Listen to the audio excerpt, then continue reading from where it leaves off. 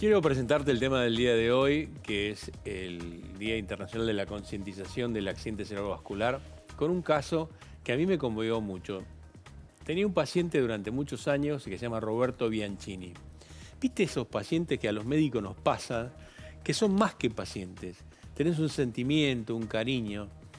En plena pandemia, creo que era junio del 2020, que no podíamos ir a ningún lado, no podíamos salir, no podíamos, porque parece lejano, parece que fue hace un siglo, pero se fue muy poco, hace muy poco.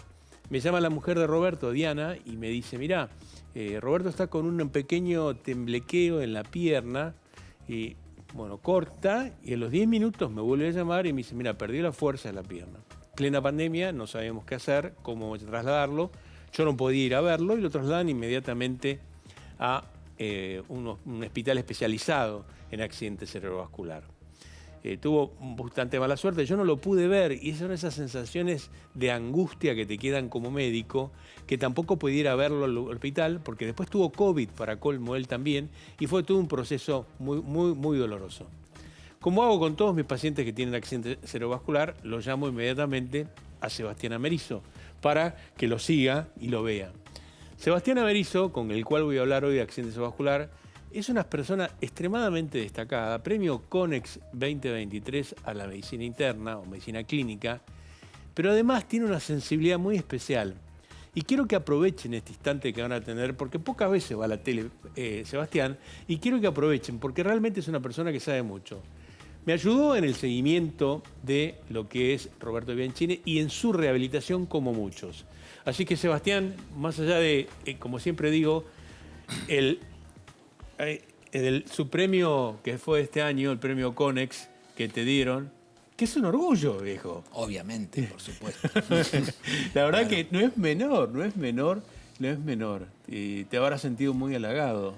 Sí, es un halago, es un honor y también muy inesperado, ¿no? Porque uno no, en general, sobre todo cuando uno no se presenta a un premio, no hace Te una... llamaron y te dijeron, Sebastián, tenés el premio CONEX acá. Sí, al principio pensaba que es una broma, ¿no? Pero No, sí. no es una broma. Pero como dije al comienzo del programa, los pacientes de Sebastián dicen mucho más que ser el jefe de neurología del FLENI, que tener el premio CONEX, de que se sube un auto y recorre 80.000 kilómetros para hacer un trabajo científico en el medio de la Pampa.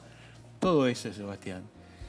Sebastián, ¿por qué tenemos que estar tan atentos a lo que es el accidente cerebrovascular y saber que rápidamente tenemos que concurrir? ¿Por qué? Por varios factores. Tal vez el más importante es porque tiene tratamiento. No hace demasiado tiempo que tiene tratamiento, hace un par de décadas, ¿no? Es decir, hasta ese momento era muy poco lo que podíamos hacer, pero hoy tiene tratamiento. ¿Y por qué tenemos que reaccionar rápidamente? Porque no podemos esperar. El accidente cerebrovascular, al igual que, como vos bien sabés, el infarto de miocardio, son urgencias médicas. Urgencia quiere decir que la oportunidad de tratamiento no es infinita en el tiempo, es de pocas horas. En general decimos que es 4 horas y media. Hoy por suerte estamos comenzando a tener algunas otras alternativas de tratamiento que extienden un poco esa ventana de tratamiento, pero sigue siendo una emergencia. Es decir, decimos que el tiempo es oro, que el tiempo es cerebro, que tenemos ahí un reloj que está corriendo y que de eso depende en gran parte la recuperación del paciente. Por eso es importante reconocerlo. Claudia Piñero, una escritora fantástica de la República Argentina, hace una descripción de lo que le pasó a ella y que es muy sutil, porque a veces no es que de golpe te caes como le pasó a Roberto Bianchini, sino que a veces es muy sutil. A la persona que te está mirando, o a la que te viene a ver, ¿qué tendríamos que estar atentos? ¿Qué todos tendríamos que estar atentos? Bueno, el accidente cerebrovascular tiene algunas particularidades. Siempre decimos que a diferencia de ustedes, los cardiólogos, donde los infartos de miocardio son muy estereotipados, ¿no? Es una arteria coronaria que se tapa. En el cerebro las arterias se pueden tapar, se pueden romper, se pueden tapar las venas, que es el caso que vos te referís, donde la evolución es mucho más solapada, con dolor de cabeza, con una evolución que puede ser de varios días y que es bastante diferente al ACV clásico, que es como se dice en inglés, un stroke, ¿no? un golpe, una cosa muy súbita.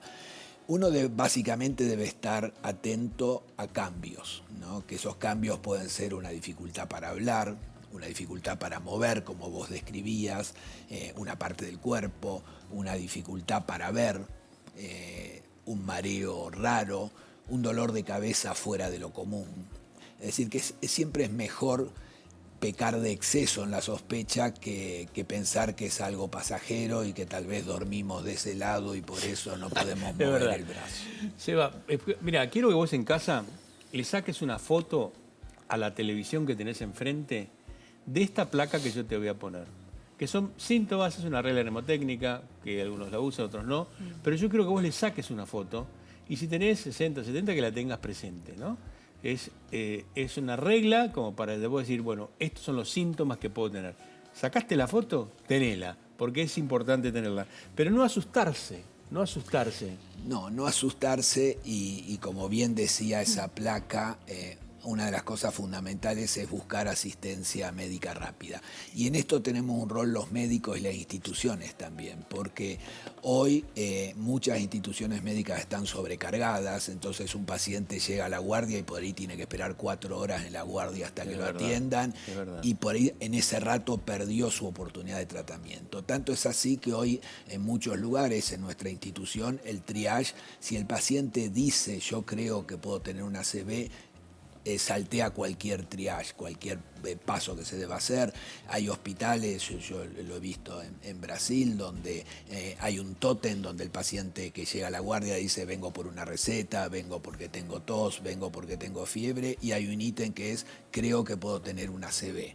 Y eso hace que saltee todas las colas. Entonces, esa búsqueda de consulta y de ayuda temprana es fundamental. Y eso implica no solo a los pacientes, sino a las instituciones. Vamos, como es tele, vamos a repetir los síntomas, que a mí me parece muy importante. Ahí lo pusimos otra vez. Vamos a poner, ahí tenés, debilidad del brazo, pérdida de visión. ¿Pérdida de visión es frecuente? Es frecuente porque el ACV es una lesión en una zona del cerebro. Estos síntomas, ¿por qué aparecen estos síntomas? Porque depende de la zona del cerebro que esté involucrada. Si es la zona del movimiento, la persona va a tener debilidad. Si es la zona de la vista, que es la zona occipital, posterior del cerebro, lo que se va a dar es una pérdida de visión. Si es la zona del lenguaje, va a perder el habla. Si hay un derrame, es decir, en la mayoría de los ACV hemorrágicos dan dolor de cabeza porque la sangre se vuelca e irrita y duele, y si se da en zonas más bajas del cerebro, donde está el cerebelo, los órganos del equilibrio, da esos síntomas que veíamos ahí de vértigo e inestabilidad. Es decir, que depende mucho la zona del cerebro que esté afectada. Vos estás en el consultorio y te llega alguien con un dolor enorme de cabeza. ¿Qué preferís? Es una pregunta complicada. ¿Que sea algo hemorrágico porque vas a hacer algo o que sea algo isquémico que te cueste un poco más? A ver, vamos a explicar. Hemorrágico, se te rompe un vaso y esto es como si se te rompe acá, la sangre es un hematoma. Pero si se te rompe acá adentro, no puede salir porque esto es como una caja fija, ¿no? Y si se te tapa un vaso, se infarta parte del cerebro. ¿Qué es lo que vos decís? Ojalá tenga esto. Ojalá no sea una ACV en general, digo, ojalá sea un dolor de cabeza por una migraña o por otra cosa, pero cuando es una ACV es difícil decir que prefiere uno. No, yo te lo digo, preferí, pero... Te lo digo esto porque... La terapéutica igual es más fácil, para decirte lo mejor. Hoy estamos más organizados en la terapéutica del ACV isquémico. Yo prefiero un pequeño ACV hemorrágico a un gran ACV isquémico y viceversa, ¿no? El tamaño, la magnitud del ACV es lo que determina muchas veces Antes de ir a ver, te quiero hacer una pregunta. Se me tapa una arteria. ¿Qué se hace ahora? Porque yo en el corazón sé que le pongo un stent, le hago un bypass. ¿Qué se hace en la cabeza? Bueno, nosotros venimos siempre atrás de los cardiólogos, ¿no? Hemos venido aprendiendo de los cardiólogos durante mucho tiempo. Lo que decíamos al principio que se hace ya desde el año 95-96 es utilizar medicamentos que disuelven los coágulos, se llaman fibrinolíticos. En Argentina hay uno solo que se usa, que se llama RTPA. Esos se dan por vena. Desde hace unos años sabemos que si podemos documentar la arteria que está tapada con imágenes, con estudios diagnósticos, hoy por suerte se pueden usar estudios no invasivos y ver muy bien las arterias. Si podemos ver una arteria tapada, hoy se puede llegar, como hacen los cardiólogos, con un cateterismo, se llega hasta el lugar donde está el coágulo que obstruye la arteria y ese coágulo se puede aspirar. Se aspira. Se aspira, se usa un stent del tipo de lo que usan los cardiólogos, pero en lugar de dejarse puesto, el stent se vuelve a cerrar y se pesca o captura el coágulo y se retira del cuerpo. ¿Eso lo puedes empujar? En realidad lo que uno hace es traérselo, no empujarlo hacia Claro. adelante. Hay un riesgo en empujarlo, riesgo ¿no? grande. Por supuesto, pero en buenas manos hoy se logran resultados magníficos con Vero, Tengo dos preguntas para hacerles.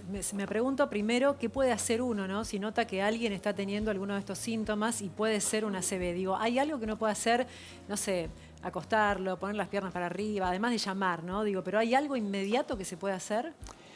Lo más inmediato que uno puede y debe hacer es trasladar a esa persona, es decir, que esa persona sea rápidamente trasladada. Si uno no está seguro de si la ambulancia va a llegar o si no tiene ahí a mano un número de una ambulancia, tal vez lo mejor es subir a esa persona a un auto y llevarla hasta una sala de emergencias. No, eso es lo mejor, nada en el lugar. ¿le doy una aspirina? No, porque no sabemos si es hemorrágico, ¿no? Entonces, hasta que no tenemos imágenes, clínicamente es muy difícil hacer la diferencia entre que sea una hemorragia o un infarto o una isquemia. Entonces, la aspirina, en teoría, si fuera una hemorragia, puede causar daño, ¿no? Vero, Hay una estadística, digamos, esto se da de manera más frecuente en hombres, en mujeres. ¿Hay una edad, digamos, en la que se entra en riesgo? Buena pregunta. Esta es una enfermedad de todos, tanto de hombres como de mujeres. Es un poco más prevalente en hombres, un poco más, no demasiado, pero tal vez sea más grave y con mayor mortalidad en las mujeres. En cuanto a la edad, sí, es una enfermedad que aumenta claramente su incidencia con el paso del tiempo, es decir, la incidencia se duplica cada década después de los 50 años. Es decir, que es una enfermedad mucho más frecuente en la gente añosa, pero como decíamos hoy al principio, también se da en la gente joven. tenés una oportunidad enorme de ver a Sebastián Amerizo acá en tele, que es fantástico que estés con nosotros. Sebastián, yo no quiero tener una ACV. ¿Qué hago? Es muy fácil. El 80-90% de los ACV responden o se dan en el contexto de los factores de riesgo tradicionales, que son los mismos que ven ustedes los cardiólogos. La hipertensión arterial, el colesterol elevado, la diabetes, es decir, el azúcar elevado en la sangre, el tabaquismo, el sedentarismo. Eso explica casi el 90% de los ACV.